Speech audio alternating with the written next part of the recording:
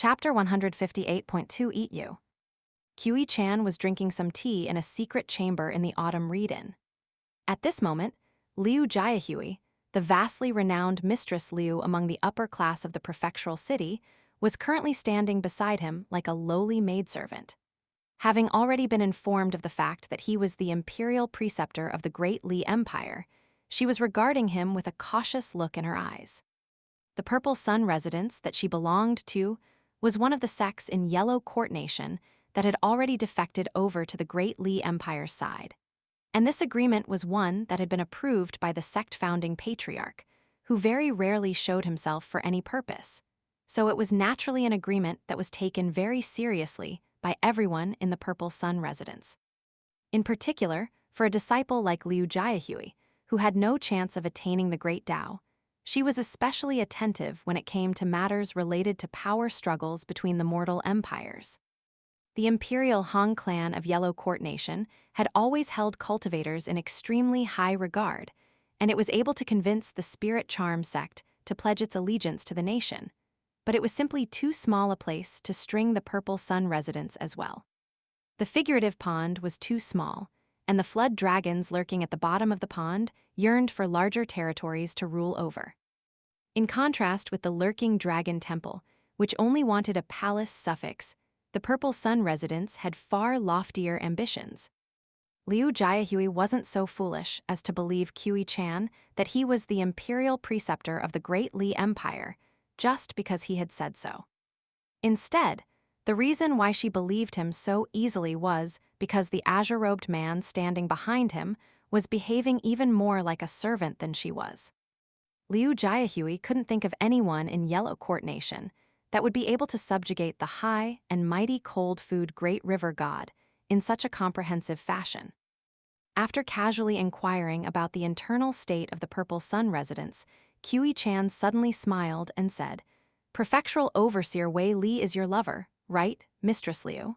He's most likely going to become an obstacle to the Great Li Empire's southern expansion in the future. If I ask you to kill him today, would you be able to do that?" Liu Jiahui's entire body instantly tensed up as her mind went completely blank. "Look at how frightened you are.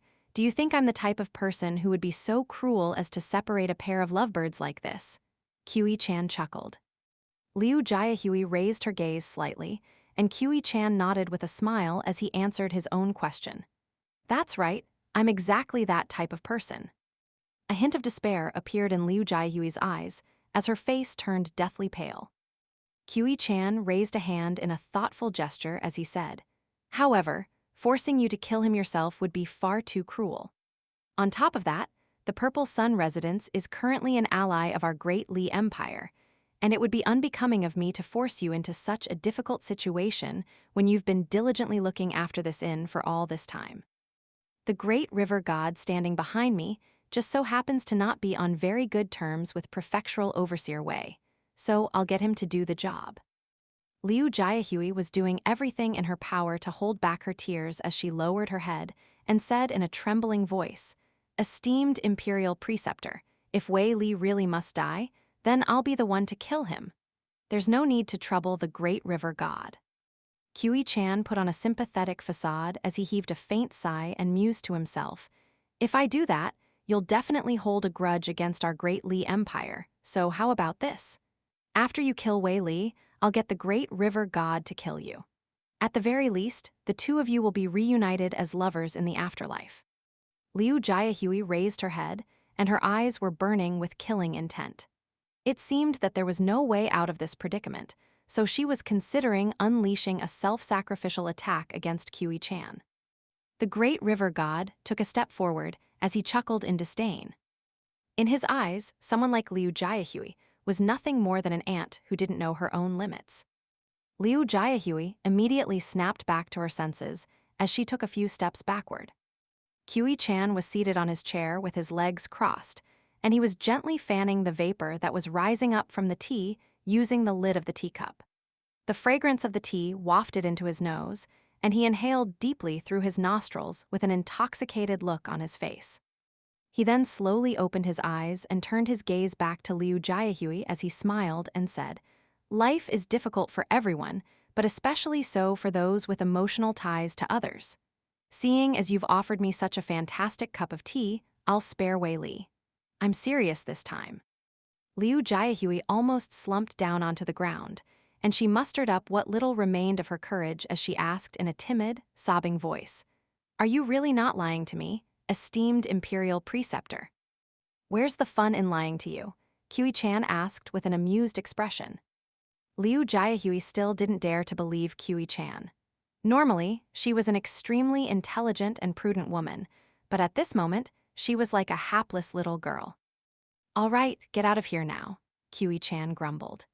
"Make sure to keep a close eye on Wei Li from now on so he doesn't do something stupid and irredeemable. Whether you'll be able to receive an honorary title from the Great Li Empire, and whether Wei Li will be able to rise up the ranks in the Great Li Empire's imperial court will be up to you."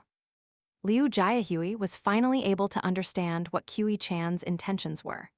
Prior to this, she was completely unable to keep up with Qi Chan's erratic words and actions, and a sense of fear had already permeated deep into her bones. On the surface, he appeared to have just been a frail young boy with an erratic personality. But in reality, he was the imperial preceptor of the almighty Great Li Empire, the one who stood above everyone else aside from the emperor of the Great Li Empire himself. Thinking back to their first meeting, Liu Jiahui felt as if that had been a massive farce, and at the time, she had even accepted 2,000 taels of silver from him in a justified manner. With the benefit for hindsight, she now realized that the silver that she had accepted from him could have easily spelled her doom. Qi Chan was quite displeased to see that Liu Jiahui was still lingering in the room, and he said in a cold voice, "Piss off." Liu Jiahui hurriedly took her leave and departed. Following her departure from the secret chamber, the great river god asked, "Esteemed imperial praetor, are you really going to spare Wei Li?" "Why don't you take a guess?" Qi Chan asked with a sly grin. A wry smile appeared on the great river god's face as he said, "I am completely unable to fathom your thoughts, esteemed imperial preceptor. In any case, I just have to focus on following instructions and carrying out orders." Qi Chan slurped down a large mouthful of tea, then placed the lid back onto the teacup before setting the cup down onto the table as he finally revealed, "I'm going to spare him. Wei Li and that river guardian under your command are both bright talents that our Great Li Empire will be assigning important roles to in the future." The great river god was completely caught off guard by this. The Great Li Empire wants to assign an important role to Wei Li, but why? He's just a fourth-rank prefectural official of Yellow Court Nation with no significant background. How could he possibly factor into your plans? Qi Chan ignored the cold food Great River god's questions as he gently tapped a fingertip against the table and mused, "The autumnal harvest is coming up soon, right? Employ the same methods that your great water palace has always used to create some disasters in the prefecture.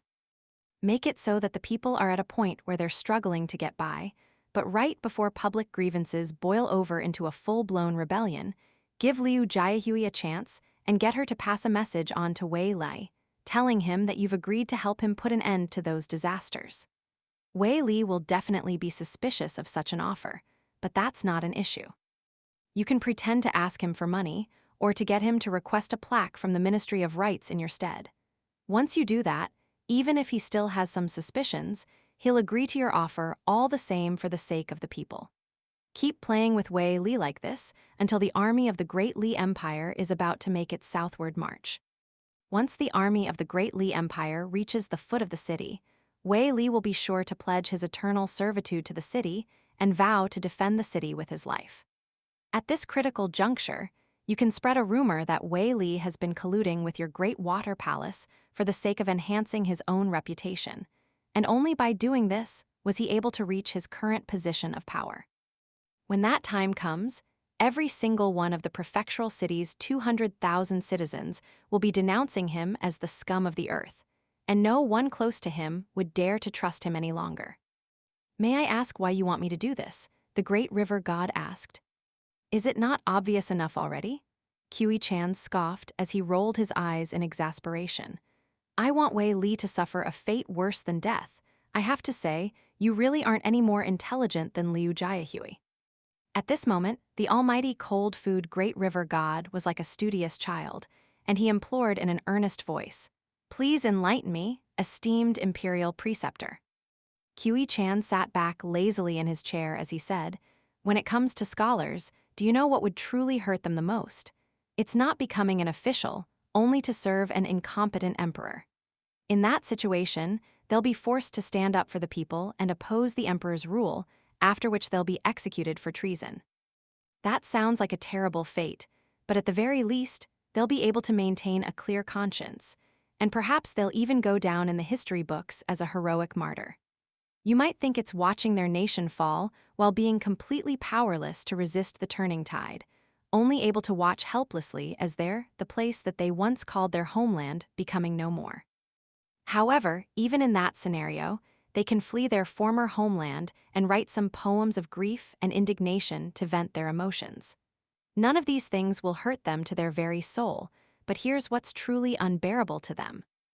A wide grin appeared on Qiu Chan's face as he continued. "Wei Li is a true scholar, as a follower of Confucianism, he'll enter the realm of politics with the lofty aspirations of achieving world peace. He'll constantly be working for the greater good until his entire body is riddled with wounds, giving the world the most effort and benevolence that he's capable of giving, only to receive no equal measure of benevolence in return. Instead, he'll be met with resentment and denouncement from all directions, and he won't be able to obtain even the tiniest little bit of what he truly wants. Not only will all of the people closest to him abandon him, it'll appear as if he's failed his nation, and in reality, everyone will have failed him. This is the type of pain that I want him to experience." Thinking from his perspective, that is indeed a fate worse than death, the great river god mused. He then thought of Liu Jiahui as he continued. "If Wei Li were aware of what we have planned for him, I'm sure he would have wanted Liu Jiahui to agree to kill him." Qiu Chan continued to tap the table with his fingertip as he said in an expressionless manner, "After Wei Li has completely fallen into despair, I'll find an opportune moment to reveal the truth to him. At that time, Liu Jiahui will commit suicide, leaving behind a note that reveals to him the entire truth. It'll tell him that she's actually a spy from the Great Li Empire and an esteemed guest of the Great Water Palace. It'll express her guilt toward Wei Li and tell him that she's sorry. At the end, it'll probably say something about how she loved Wei Li very much."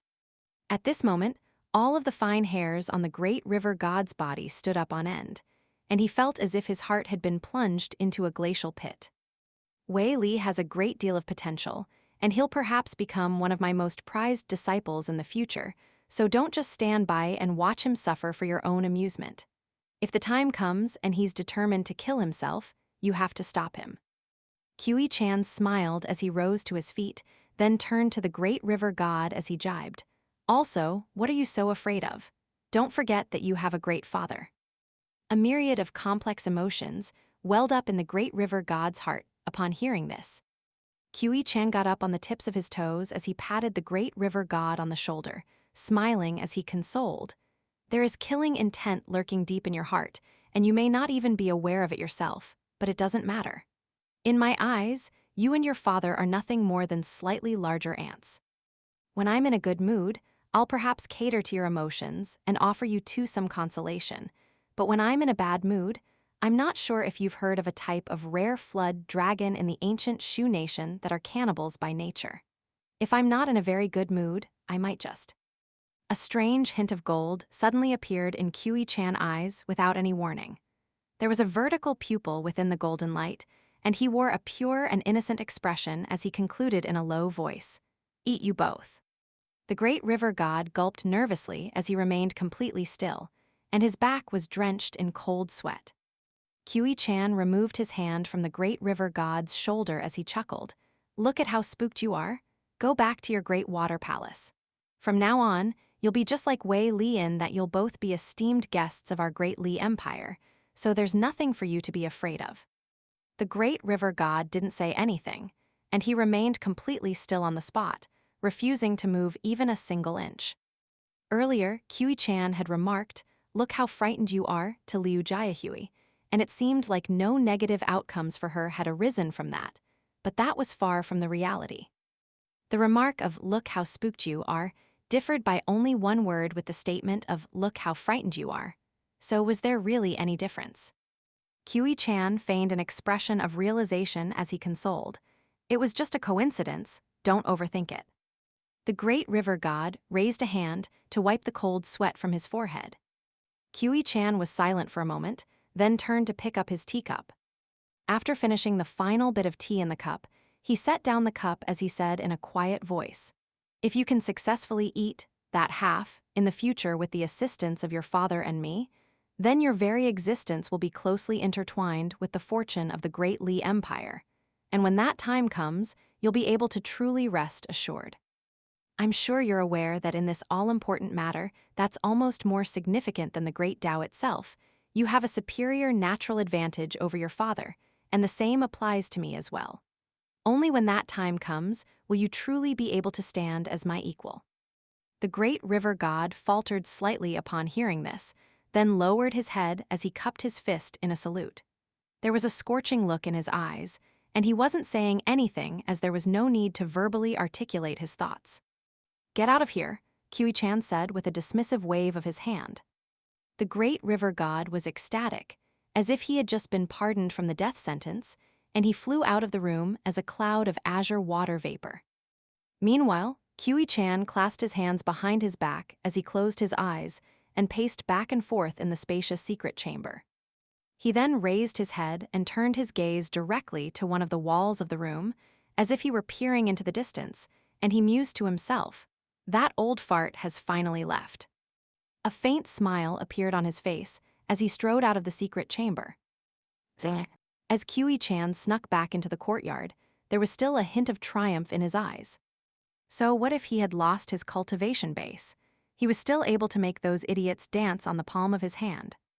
Inside the courtyard, Chen Ping'an was in the process of asking Li Baoping about the rules and traditions that wealthy clans observed when constructing graves. Chen Ping'an was asking these questions because he wanted to renovate those two tombstone-less little graves once he became wealthy in the future. They weren't far away from Great Sui Nation now, which meant that he would have to embark on the return journey soon, and that was definitely the first thing that he was going to do once he returned home. Every time Chen Ping'an entered the mountains, he would always carry a handful of soil to add to the graves of his parents. This was an old tradition passed down from the older generation of potters, but ultimately, it felt like an inferior option to constructing a better grave. During this journey, Chen Ping'an had learned about many things that he had been oblivious to in the past, such as the concept that dead people should be treated exactly the same as if they were still alive, and that made Chen Ping'an feel even guiltier about neglecting his parents' graves up to this point. Li Baoping didn't know a lot on this matter, and she was only able to answer some of Chen Ping'an's questions before telling him that she would send a letter to her brother to ask him about the rest. Chen Ping'an didn't insist on prying into the matter. As long as he had money in his pocket, everything would be fine, and problems that had seemed completely insurmountable to him in the past could be easily resolved. All of a sudden, a thought occurred to Chen Ping'an, and he asked Li Baoping how the Chan character in Kiwi Chan was written. Li Baoping gave him a demonstration by writing out the strokes of the character on the surface of the stone table with her finger. "That's a really complex character to write," Chen Ping'an remarked, and even though he didn't harbor any nefarious intentions, it was Kiwi Chan's turn to sweat profusely as he eavesdropped on the conversation from not far away. While it was true that he had just done something a little evil, wasn't karma striking back a little too soon? That old fart only just left, and this bastard, Chen Ping'an, is already preparing to construct me a grave and write my name on a tombstone. Chen Ping'an turned to find Kiwi Chan completely rooted to the spot, and the latter was so frightened that he immediately ran away.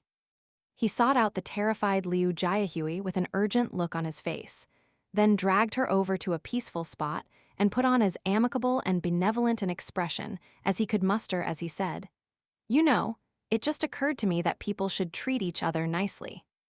As long as you serve our great Li Empire with diligence and loyalty, I can promise you that you and Wei Li will be able to live out happy lives.